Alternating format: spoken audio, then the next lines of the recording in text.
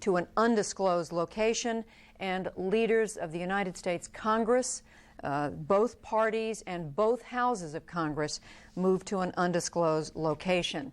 Now to our correspondent at the Pentagon, Bob Franken, who is, I believe, at a safe distance there from what's been going on. Bob, please bring us up to date. Well, we're on the east side of the Pentagon, as you can see, Judy, and you can see over my shoulder that smoke continues to billow, smoke that is sometimes thick, sometimes a little dissipated, but we're talking about 4.5 hours after a plane, it is described as probably being a jumbo jet-sized plane, crashed into the Pentagon about 9:20 this morning. We now want to show you what it looks like on the west side.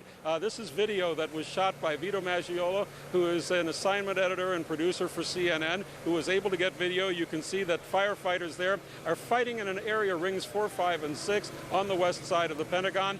Vito says that it was an area, in his estimation, that was about 30 yards wide and about 10 yards deep into the building. The firefighting was hampered, he says, because inside the building, sprinklers, standpipes, other forms of hydrants were damaged.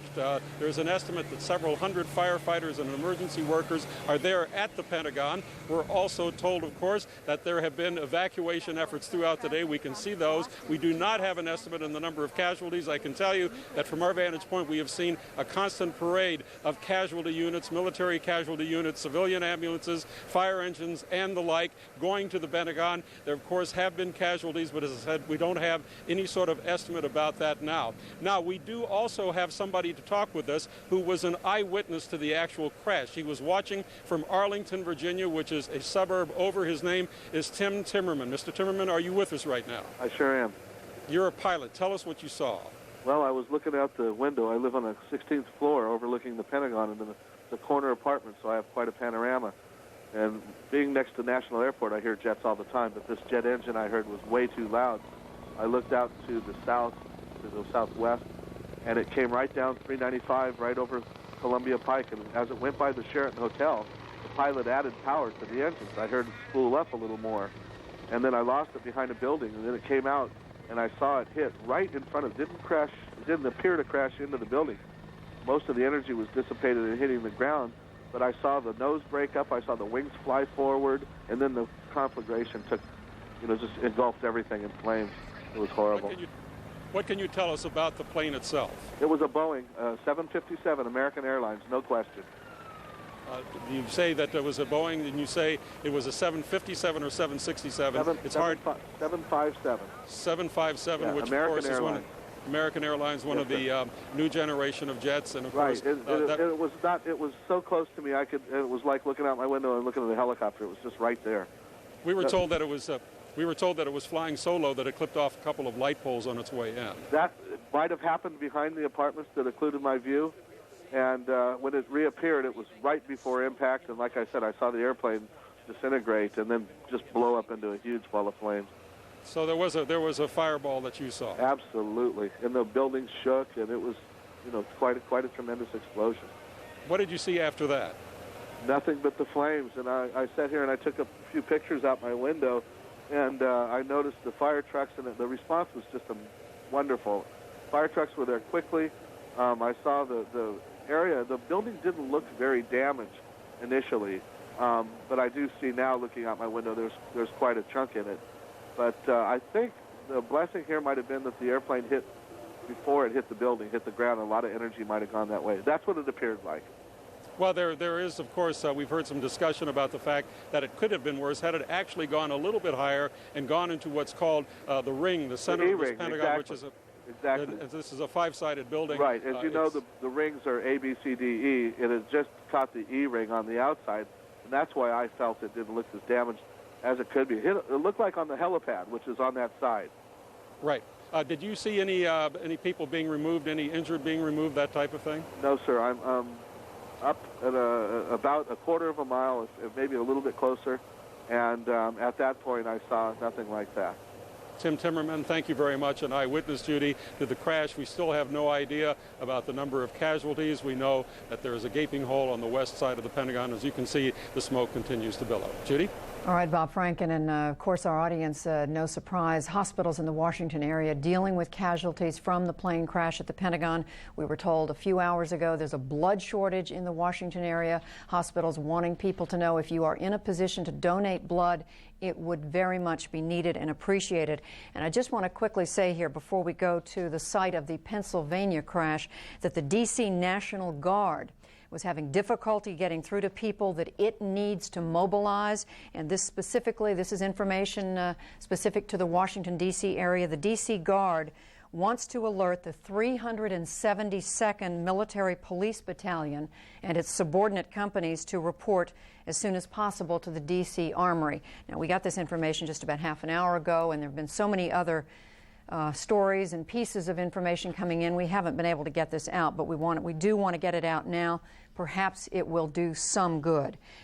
Joining us now, I mentioned to you a moment ago that we have a correspondent on the scene of the airplane crash into the ground, we believe. I'm going to go to David Mattingly, CNN correspondent there in Pennsylvania. This is near Shanksville, Somerset County in western Pennsylvania, about 80 miles outside of Pittsburgh. David Mattingly, are you with us now?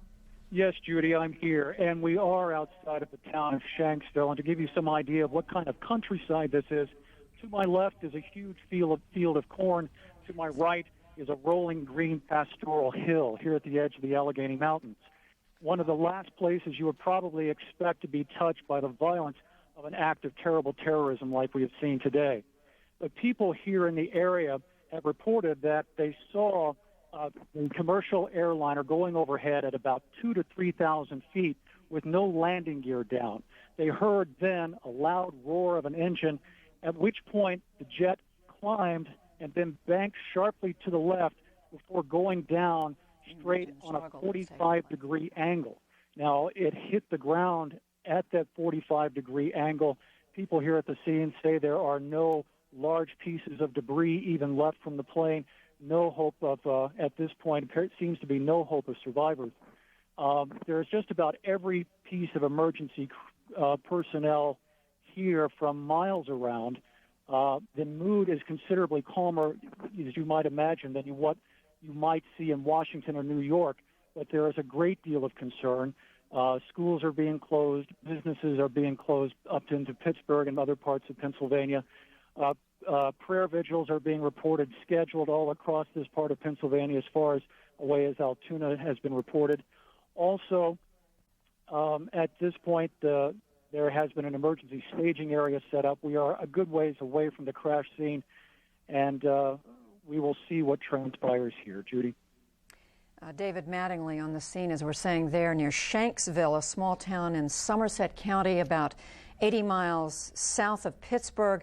This the site of one of the two United Airlines aircraft. This a Boeing 757 left Newark, New Jersey this morning on its way to San Francisco.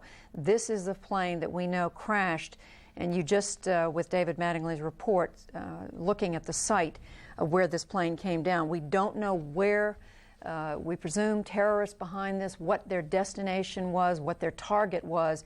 We can only presume, we can only guess that they were short of the target, that they were headed someplace farther, someplace else from where they landed. With me now here in the studio, Connecticut Democratic Senator Christopher Dodd. Senator Dodd, a longtime member of not only the Senate, but of the Senate Foreign Relations Committee. Senator Dodd, first of all, what can you say to the American people listening who want to know about the security of the leaders of our country, the President, and everyone else? Well, I think they've taken the proper steps in here, and you haven't heard as much from some of the leaders as you might like at this point, but I think those responsible for their security are doing exactly what they should be doing. I'm told that they're in very good shape, that they are being isolated because we don't know the magnitude of this effort. It's beyond our imagination already what has occurred, and if someone or organization clearly responsible for this sophisticated an effort, the potential for them doing more damage is obviously obvious. And so making sure that our leaders are secure is the right step. And For those who may be wondering abroad who are watching this program, Judy, I'm a Democrat, as you know. We stand completely and totally behind our president. We may have our differences from time to time. But on a day like this, which rivals, if not exceeds, the attack on Pearl Harbor, almost 60 years ago, 3 months from now, we stand totally united behind our president and our government. They are taking the proper steps. We're pulling together as a people, and we will overcome this. Initially, obviously, our prayers and thoughts goes for those who've lost their lives, have been injured in this incredible attack. And then Senator, we will, yes, I'm sorry. Senator, I'm just going to interrupt you now. We're told President Bush just about to be wheels up from Barksdale Air Force Base in Louisiana. And now let's go back to Aaron Brown in New York. Judy, thank you. Senator, thank you both.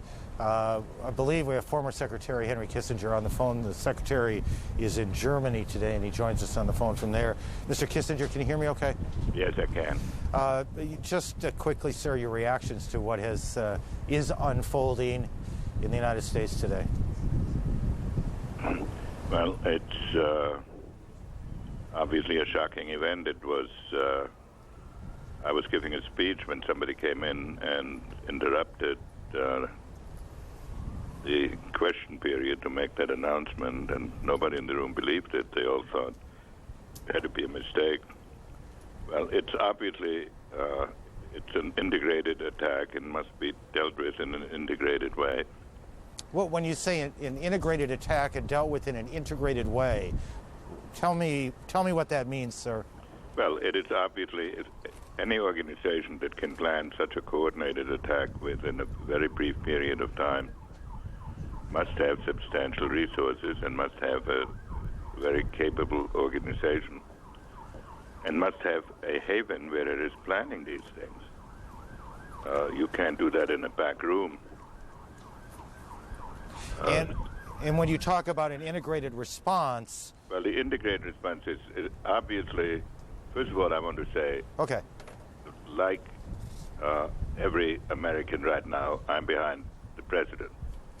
And this, the response right now has been exactly what is needed.